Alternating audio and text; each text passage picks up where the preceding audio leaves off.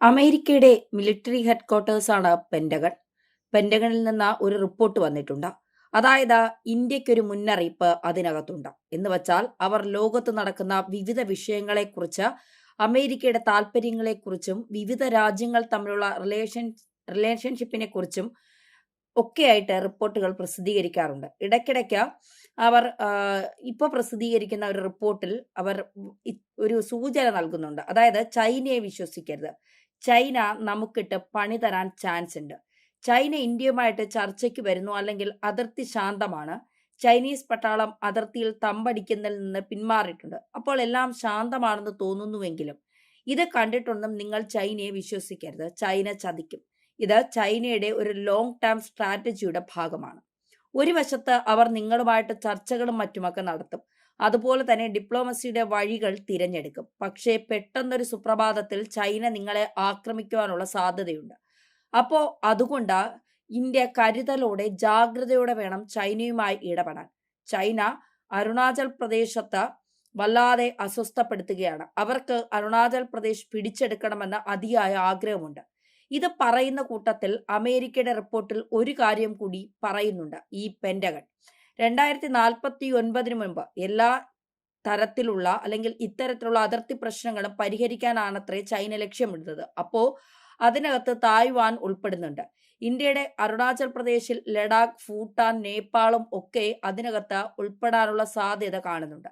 പ്രധാനമായിട്ടും അരുണാചൽ പ്രദേശ് ചൈന പിടിച്ചെടുക്കാൻ ആഗ്രഹിക്കുന്നു എന്നാണ് അമേരിക്ക പറയുന്നത്. 2049 മുന്നേ ചൈന അവരുടെ രാജ്യത്തിന്റെ സെസ് എക്സ്പാൻഡ് ചെയ്യാൻ ആഗ്രഹിക്കുന്നു എന്ന് പറയുമ്പോൾ അതിന്റെ ഒരു കാരണം, ഇത് അമേരിക്കയുടെ റിപ്പോർട്ട് ശരിയായാലും തെറ്റായാലും 2049 ആകുമ്പോൾ ചൈനയ്ക്ക് 100 വയസ്സ് തികയും. പീപ്പിൾസ് റിപ്പബ്ലിക് ഓഫ് ചൈന രൂപീകൃതമായിട്ട് 100 വർഷം.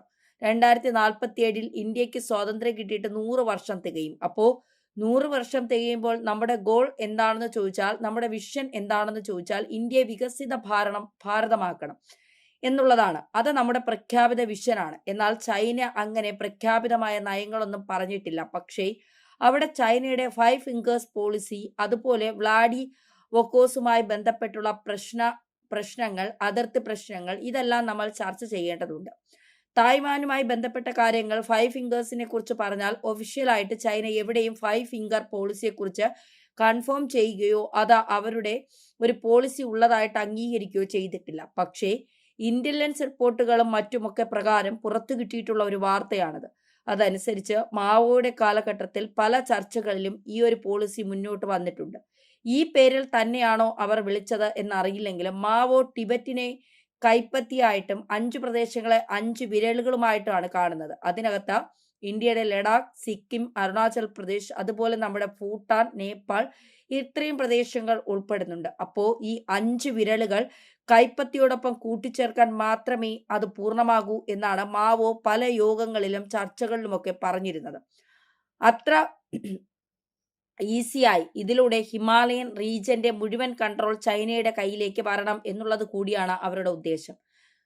അതിനോടൊപ്പം തന്നെ ചൈനയ്ക്ക് 100 വയസ്സ് തികയുന്നതിന് മുൻപേ തന്നെ ഈ തായ്വാനെ പിടിച്ചെടുത്ത് കൂടെ ചേർക്കണമെന്നും ഹോങ്കോങ്, മക്കാവ് പോലെയുള്ള പ്രദേശങ്ങളെ പൂർണ്ണമായിട്ടും ചൈനയുടെ ഭാഗമാക്കി മാറ്റണമെന്നും, അതോടൊപ്പം റഷ്യയുമായിട്ടുള്ള അതിർത്തി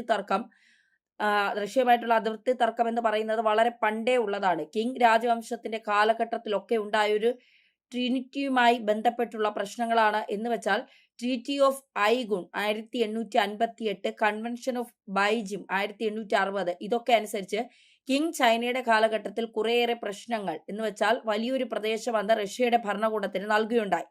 അതിനകത്ത് റഷ്യയുടെ ഫാറസ്റ്റിലെ ഇന്ന് ഏറ്റവും ഡെവലപ്മെന്റ് ആയിട്ടുള്ള റീജിയൻ ആയിട്ടുള്ള വ്ളാഡിവോസ്റ്റോക്ക് അടക്കമുള്ള പ്രദേശങ്ങൾ വരുന്നത്. ഈ ഏരിയ ഉൾപ്പെടെയുള്ള മുഴുവൻ പ്രദേശങ്ങളും പിടിച്ചെടുത്ത് ചൈനയുടെ ഒരു രാജ്യത്തിന്റെ വിസ്തൃതി വർദ്ധിപ്പിക്കണം എന്നൊക്കെയുള്ളതാണ് ചൈനയുടെ ലോങ് ടൈം പദ്ധതി. അതനുസരിച്ച് അതിനു വേണ്ടിയിട്ട് ചൈന പരിശ്രമിക്കുന്നു. അപ്പൊ ഇന്ത്യയുടെ അരുണാചൽ പ്രദേശ് ഒരു വലിയ പ്രതിസന്ധിയിലാണ്. ഇന്ത്യക്ക് ചൈനയുമായിട്ട് ഒരു യുദ്ധം ചിലപ്പോൾ ചെയ്യേണ്ടി വന്നേക്കാം. ചൈന ഇന്ത്യയെ ആക്രമിക്കാൻ ചിലപ്പോൾ മടി കാണിക്കില്ല എന്നൊക്കെ അമേരിക്ക പറയുമ്പോൾ സ്വാഭാവികമായിട്ട് നമ്മുടെ മനസ്സിൽ സംശയങ്ങൾ വരും. കാരണം അമേരിക്ക ഇങ്ങനെ പറയുമ്പോൾ അമേരിക്കയിൽ വിശ്വസിക്കാൻ പറ്റുമോ? അപ്പൊ ഇന്ത്യ അമേരിക്ക റിലേഷൻ നന്നായി പോകുന്നതിൽ ചൈനയ്ക്ക് താല്പര്യമില്ല. ചൈന അതിനെ തകർക്കാൻ ശ്രമിക്കുന്നുണ്ട്. ഇതൊക്കെ പെന്റഗൺ റിപ്പോർട്ടിൽ പറയുന്നതാണ്. ഇതൊക്കെ ഭയങ്കര കോമഡിയാണ്. കാരണം ട്രംപ് ഇന്ത്യ അമേരിക്ക ബന്ധം തകർക്കാൻ ശ്രമിച്ചതിന്റെ 100-1 ചൈന ശ്രമിച്ചിട്ടില്ല, സക്സസ് ആയിട്ടുമില്ല. ട്രംപിന്റെ താരിഫ് ഭീഷണികളും ഇന്ത്യയോടുള്ള ശത്രുതാപരമായ നിലപാടുകളും പാകിസ്ഥാനെ ഇരുത്തി അടിയിൽ കൂടെ പാലം വലിച്ചുകൊണ്ട് പാകിസ്ഥാന് പാല് കൊടുത്തുകൊണ്ടും ഒക്കെ സ്വാഭാവികമായിട്ട് ഇന്ത്യ അമേരിക്ക ബന്ധത്തെ വല്ലാതെ ബാധിച്ചിട്ടുണ്ട്. അമേരിക്കയെ 100% വിശ്വസിക്കാൻ പറ്റുമോ എന്ന് ചോദിച്ചാൽ ഇല്ലേ ഇല്ല. കാരണം ഇന്ത്യ, റഷ്യ, ചൈന ഒരു ഗ്രൂപ്പ് ഉണ്ടാക്കുന്നതിനെ അമേരിക്ക ഭയങ്കരമായി ഭയപ്പെടുകയും എതിർക്കുകയും ചെയ്യുന്നുണ്ട്. ഇന്ത്യയും ചൈനയും തമ്മിലുള്ള റിലേഷൻ കൂടുതൽ ദൃഢമാകുന്നതും ഏഷ്യയിലെ പ്രധാന രാജ്യങ്ങൾ ഒന്നിച്ചു നിൽക്കുന്നതുമൊക്കെ അമേരിക്കയെ അസ്വസ്ഥപ്പെടുത്തുന്നുണ്ട്. അതുകൊണ്ട് അമേരിക്ക ഇത്തരം കുത്തിത്തിരിപ്പുകളുമൊക്കെ ആയിട്ട് വരും. പക്ഷേ നമ്മുടെ അനുഭവത്തിൽ ചൈനയെ വിശ്വസിക്കാൻ പറ്റുമോ? അതുമില്ല. അതാണ് നമ്മുടെ ഒരു ഗതികേട്. നമുക്ക് ഇങ്ങനെ പറയുന്ന ചൈനയോ അമേരിക്കയോ ഒന്നും വിശ്വസിക്കാൻ പറ്റില്ല. അമേരിക്കയുമായിട്ട് നമ്മൾ നല്ല ടൈംസിൽ ഇരിക്കുമ്പോഴാണ് ഇന്ത്യയുമായിട്ട് നല്ല ബന്ധമുള്ള ബംഗ്ലാദേശിൽ അട്ടിമറി നടത്തി ഷെയ്ഖ് ഹസീനയെ അവിടെ നിന്ന് ഓടിക്കുന്നു. ഇന്ത്യ വല്ലാത്ത പ്രതിസന്ധിയിൽ കൊണ്ടിടുന്നു. അപ്പോൾ അമേരിക്കയുടെ പ്രവൃത്തികളൊക്കെ പലപ്പോഴും ഇന്ത്യക്ക് വളരെ നഷ്ടങ്ങളാണ് വരുത്തിയിരിക്കുന്നത്. അമേരിക്കയെ നമുക്ക് ഒരു കാലത്ത് വിശ്വസിക്കാൻ പറ്റില്ല. ചൈനയും അതുപോലെ തന്നെയാണ്. നമുക്ക് ഒട്ടും വിശ്വസിക്കാൻ കഴിയാത്ത 2 രാജ്യങ്ങളാണ് ചൈനയും. ചൈനയെ വിശ്വസിക്കരുത്, അമേരിക്കയെ വിശ്വസിക്കരുത്. നമുക്ക് വിശ്വസിക്കാൻ കഴിയുന്ന നമ്മുടെ ശക്തികളാണ്.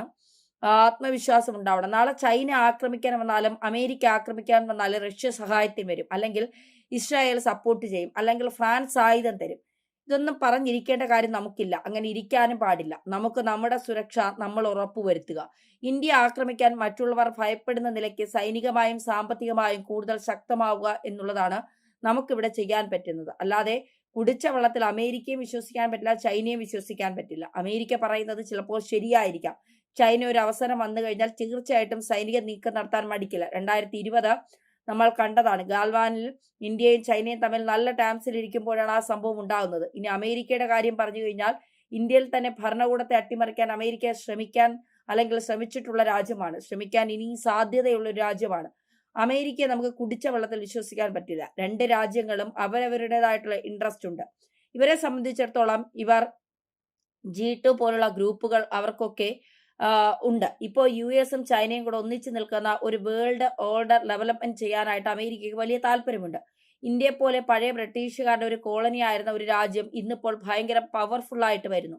അവരുടെ ഈക്വൽ ഒരു ലെവലിൽ നെഗോഷിയേറ്റ് ചെയ്യേണ്ടി വരുന്നു, ഡീൽ ചെയ്യേണ്ടി വരുന്നു എന്ന് പറയുമ്പോൾ അത് അമേരിക്കയ്ക്ക് ഉൾക്കൊള്ളാൻ ഭയങ്കര ബുദ്ധിമുട്ടാണ്. ഇപ്പോഴും ജർമ്മനിയും ജപ്പാനും ഒക്കെ 2ാം ലോക മഹായുദ്ധത്തിൽ തങ്ങളുടെ മുന്നിൽ മുട്ടുമടക്കിയ രാജ്യങ്ങളാണ്. അവർക്ക് തുല്യമായ റെസ്പെക്ട് കൊടുക്കേണ്ട കാര്യമില്ല എന്ന് കരുതുന്ന ഒരു ഭരണകൂടമാണ് അമേരിക്കൻ ഭരണകൂടം.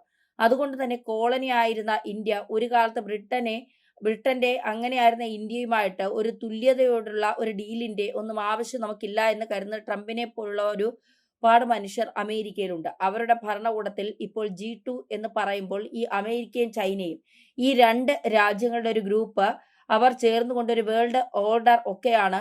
അവിടേക്ക് റഷ്യയും വേണ്ട, ഇന്ത്യയും വേണ്ട. അപ്പൊ അധികാരം കൂടുതലായിട്ട് ഷെയർ ചെയ്യാനായിട്ട് അമേരിക്കയ്ക്ക് വലിയ താല്പര്യമില്ല. ഒരു രാജ്യം കൂടി ഇതിനൊക്കെ ഇടയിലേക്ക് വന്നാൽ അത് വലിയ പ്രതിസന്ധി ഉണ്ടാക്കും എന്നാണ് അമേരിക്ക കരുതുന്നത്.